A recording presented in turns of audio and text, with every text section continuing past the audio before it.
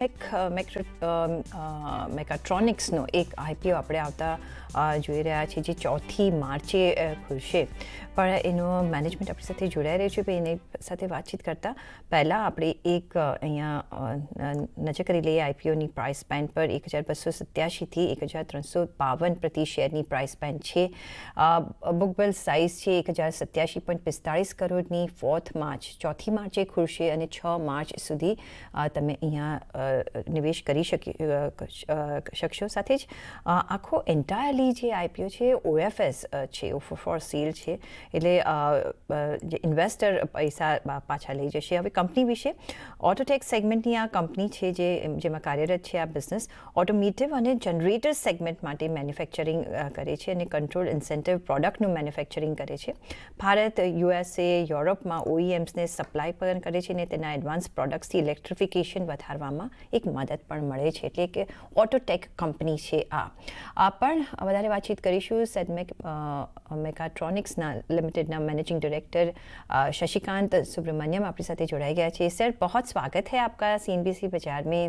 और पहले तो ऑफ कोर्स मैंने तो थोड़ा कंपनी के बारे में बताया, लेकिन आप भी बता सकते हो what is the nature of business और क्यों आप ये आईपीओ लेके आ रहे हैं जब ये ओएफएस है पूरा सेगमेंट, और कौन कैसे यहाँ डाइल्यूशन हो रहा है, किसका डाइल्यूशन हो रहा है? ओके, ये कंपनी जो है मेरी लैब आईआईटी बॉम्बे से शुरू हुई थी. मैं प्रोफेसर शशिकांत सूर्यनारायणन हूँ. 2007 या 2008 के आसपास ये शुरू हुई थी और हमारा इंटेंट उस टाइम पे और अभी भी यही है कि हम नए कंट्रोल टेक्नोलॉजीज लेके आएँ जो जिनका वाइड स्प्रेड अडॉप्शन हो. तो हमने इंजन कंट्रोल पे काम किया है, मोटर कंट्रोल पे काम किया है और काफ़ी सारे इनोवेटिव प्रोडक्ट्स लेके आए हैं. Several of them first in the world technologies. तो इस कंपनी का मेन एम यही रहा है और उसका स्टोरी अभी प्ले आउट हो रहा है. सो ये जो हम अभी आईपीओ लेके आए हैं उसका रीज़न क्या है ये समझना चाहिए. ये कंपनी जो बनी है, ये एंटरप्रेन्योर्स में और उस टाइम के मेरे स्टूडेंट्स हैं, यही कंपनीज के फाउंडर्स हैं. हम कैपिटल बैकग्राउंड से नहीं आते हैं. ओके, माय फादर एक एसबीआई में ब्रांच मैनेजर थे और etcetera. Mother was a school teacher.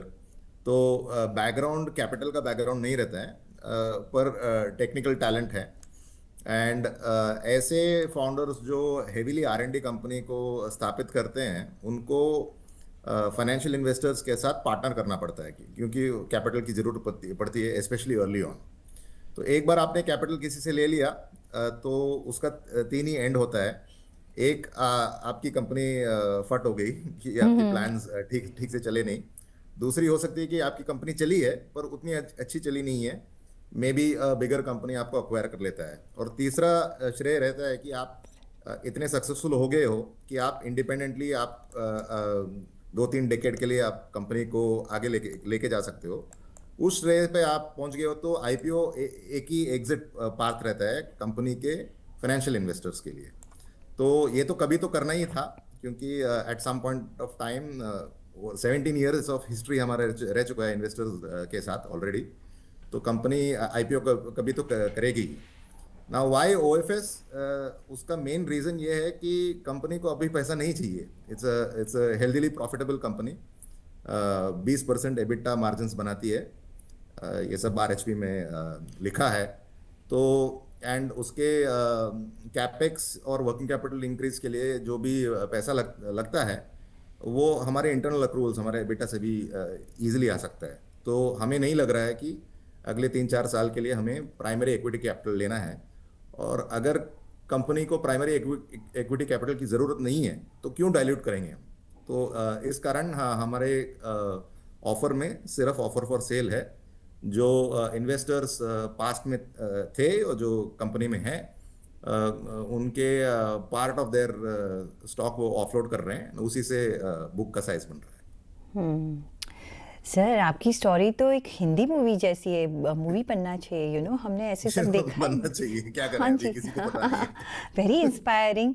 और प्रोफेसर से आप अभी एंटरप्रेन्योर बन गए हो, और वो भी स्टूडेंट और professor participation, it's such a lovely story. लेकिन आपने कहा कि आपका जो नेचर ऑफ बिजनेस है और जो प्रोडक्ट है, इट्स अनयूजुअल, और maybe you are the first in the world. How different you are, और कैसे क्लाइंटल्स आपके कैसे होते हैं, और अभी जैसे आपने कहा कि आपको बिजनेस को मनी की ज़रूरत नहीं है, प्रॉफिट में है, कैसे आपका रेवेन्यू मॉडल है? एक्चुअली बिजनेस एकदम सिंपल बिजनेस है। हम पार्ट्स बेचते हैं, ओके, टू मेजर ओईएम्स। तो देर आर दो सिग्निफिकेंट सेगमेंट्स हैं हमारे, एक मोबिलिटी है और एक इंडस्ट्रियल है। तो मोबिलिटी में हमारा primary market 2 and 3 wheeler market है, सबको पता है। मेजर मैन्युफैक्चरर्स वहाँ पे कौन है, TVS, Bajaj, hero, Honda etcetera. And generators में भी इंडियन जनरेटर्स के मैन्युफैक्चरर्स को काफ़ी लोगों ने देखा होगा, किर्लोस्कर, कमिंस, महिंद्रा, अशोक लेलैंड, ये सब बड़े मैन्युफैक्चरर्स हैं जनरेटर के साइड में। एंड यूएस में कमिंस, कैटरपिलर, जेनरैक एक्सेट्रा बड़े हैं जनरेटर्स में। तो हमारे जो दो सेगमेंट्स हैं, 2-3 व्हीलर मोबिलिटी एंड जनरेटर्स, उनके ये जो नाम मैंने फेंके हैं वही हमारे कस्टमर्स हैं, ओके। उनको हम पार्ट्स बेचते हैं। वो पार्ट्स में स्पेसिफिक कंट्रोल टेक्नोलॉजीज जो हमने पैदा किया है, रिसर्च फर्स्ट करके टाइम बनाया है जी। रिसर्च करके बनाया है, वो उस पार्ट्स में जाते हैं। तो कॉम्बिनेशंस ऑफ पार्ट्स जो पहले था ही नहीं, वो हम इनको बेचने के लिए ट्राई करते हैं, समटाइम्स सक्सेसफुल हो जाते हैं। तो उसी से कंपनी ग्रो हुई है। और अभी बिजनेस मॉडल वगैरह कॉम्प्लिकेटेड है ही नहीं, लोगों को अच्छा, तो मैं बहुत और सालों से इंक्विजिटिव पता है। हूँ कि ऐसा कैसा आपने पार्ट बनाया है, और कैसे हेल्प करता है कोई भी एक आपके प्रोडक्ट को, 2 व्हीलर हो कि जनरेटर हो? Okay, good question.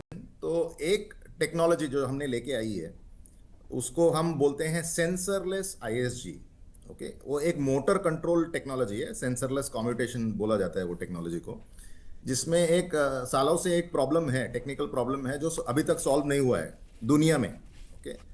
हम क्लेम कर रहे थे कि हम पहले हैं कि जो वो प्रॉब्लम को हमने सॉल्व किया है। एंड वो टेक्नोलॉजी का एप्लीकेशन अलग अलग जगह पे हो सकता है। एक आइस इंजन पावर 2 व्हीलर पे है, एक इलेक्ट्रिक 2 व्हीलर पे है, एक पावर टूल्स पे है, जहाँ पे भी मोटर घूमता है और स्मॉल मोटर्स घूमते हैं, वो शायद एप्लीकेबल है। तो ये टेक्नोलॉजी से काफ़ी सारे बेनिफिट्स आते हैं। So for example, engine power 2 wheelers में इंजन पावर 2 व्हीलर्स या 4 व्हीलर्स, दो इलेक्ट्रिक मशीन रहते हैं। एक इंजन को स्टार्ट करने के लिए स्टार्टर मोटर बोला जाता है उसको, और स्टार्ट होने के बाद वो इंजन से बैटरी वगैरह को चार्ज करने के लिए एक ऑल्टरनेटर रहता है। तो इंटीग्रेटेड स्टार्टर जनरेटर, आईएसजी जो बोला जाता है, तो ये जो दो इलेक्ट्रिक मशीन को सिंगल इलेक्ट्रिक मशीन में कन्वर्ट कर देता है। पर उसमें हमने एक नया तरीका, वो इंटीग्रेटेड स्टार्टर जनरेटर का नया एक तरीका, सेंसरलेस इंटीग्रेटेड स्टार्टर जनरेटर पैदा किया है। उसका यूज क्या है, आईएसजी का यूज क्या है? यूजर्स को डिलाइटफुल स्टार्ट्स मिलेंगे।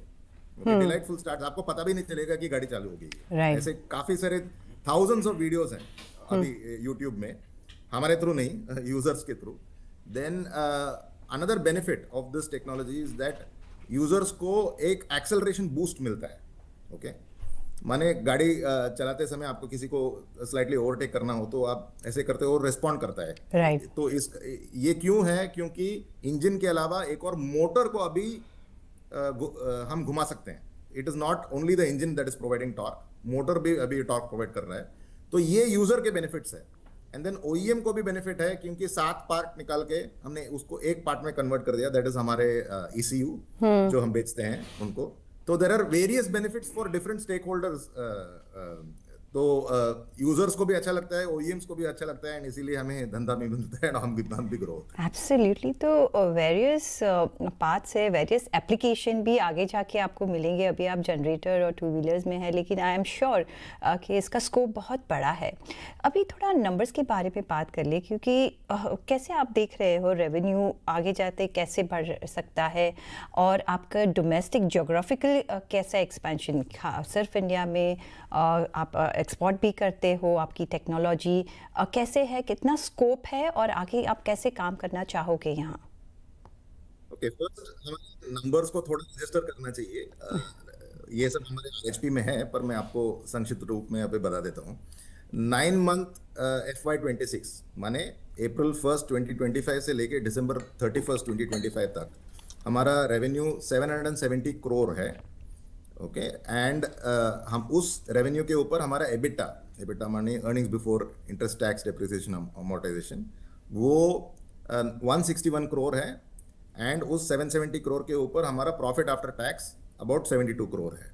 ओके, इसके अलावा हमारा आरओसी जो कैपिटल एफिशिएंसी है, वो बिना एनुअलाइज्ड वो 32% के ऊपर है। So very very strong numbers, and ये स्ट्रांगली ग्रो हो रहे हैं। तो लास्ट ईयर हमारा पूरा ईयर का revenue ending March 31 2025 was 658 crore. अभी हमने 9 मंथ्स में 770 कर दिया, तो आपको पता रहेगा कि 770 9 मंथ्स में हो गया तो 12 महीने में कितना हो सकता है। Okay? तो that is our current size. हमारे कस्टमर्स एंड हमारे मार्केट्स जो हम सर्व कर रहे हैं, वो टू व्हीलर हो या जनरेटर हो, और आगे जाके पावर टूल्स हो या कमर्शियल व्हीकल्स हो, जो हमने आरएचपी में एक्सप्रेस किया है हमारा, ये सब बहुत बड़े मार्केट्स हैं। तो हमारी साइज की कंपनी ने बहुत अच्छा स्टार्ट किया है, बट आगे जाके इसका लॉन्ग रनवे है, हमें लगता है। तो that is one of the reasons कि हमने आईपीओ भी किया है, क्योंकि आईपीओ का मतलब क्या है, introducing a company in the market, hopefully जिसका लॉन्ग रनवे हो। Okay, तो काफ़ी सारी चीज़ें हमें करनी है, काफ़ी सारे टेक्नोलॉजीज लेके आने हैं। ह्यूज रेस्पेक्ट है हमें, क्रेडिबिलिटी है मार्केट प्लेस में, कस्टमर्स के साथ, इन्वेस्टर्स के साथ, एम्प्लॉयज़ के साथ, वो सब हमें लेवरेज करके एक मज़ेदार कंपनी बनाना है। सर, कोई कैपेसिटी एक्सपेंशन के प्लान्स है, जैसे आप स्कोप दिखा रहे हो वो हिसाब से? हाँ जी, हमारा पूरा लाइफ ही कैपेसिटी एक्सपेंशन में है, क्योंकि रैपिडली ग्रोइंग कंपनी होगा तो ये तो करना ही पड़ेगा आपको। तो 2016 तक हमने एक भी पार्ट नहीं बेचा था उसके, और स्मॉल अमाउंट ऑफ पार्ट्स बेचते थे, मिलियंस में नहीं बेचते थे। तो 2016 से लेके 2026 तक मैं बोलूँगा हमारा मैन्युफैक्चरिंग जर्नी सब्सटेंशियली इम्प्रूव हो गया है, और हर साल हम कैपेसिटी ऐड करते जाते हैं। तो इस साल में भी हमने ऐड किया है, अगले साल भी करेंगे, ऑल डिपेंडिंग ऑन कस्टमर्स के यहाँ से हमें कितना ट्रैक्शन मिलता है। और हमारे कस्टमर्स एकदम डिसिप्लिन कस्टमर्स हैं, जो मेंशन भी किया हमने, टीवीएस मोटर हो, बजाज ऑटो हो, एक्सेट्रा। वो इम्पोर्टेंट सप्लायर्स को पहले ही बोल देते हैं कि उनका प्लान्स क्या है अप्रोक्सीमेटली, एंड उसके हिसाब से हमें प्लान करने को आता है। सो हमारा स्थिति ऐसा है कि जब तक वो हम हियर नहीं करेंगे, हम इन्वेस्ट नहीं करेंगे। एंड जब हम हियर करेंगे तो इमीडिएटली इन्वेस्ट करेंगे, ऐसा हमारा ऑपरेशन रहा है। तो आगे जाके भी वही रहेगा। रफली मैं आपको बोल सकूंगा कि for every 100 crore of additional revenue we do, हमें 20 करोड़ का कैपेक्स या 15 या 20 करोड़ का कैपेक्स इन्वेस्ट करना पड़ता है। ओके, तो अगर मेरा एबिटा ही 20% है, तो वो आराम से उससे निकल जाएगा। एब्सोल्युटली। चलिए, on that note Shashikant ji, बहुत शुक्रिया आपका हमारे साथ जुड़ने के लिए, and all the very best. Next week से आपका आईपीओ आएगा, और मैं देखती रहूँगी कि आपके ऊपर मूवी भी बनती है कि नहीं, बननी चाहिए, जैसे इंस्पिरेशन है पूरी। जी, बिजनेस में शायद हीरो बन सकता हूं, रियल लाइफ में शायद नहीं।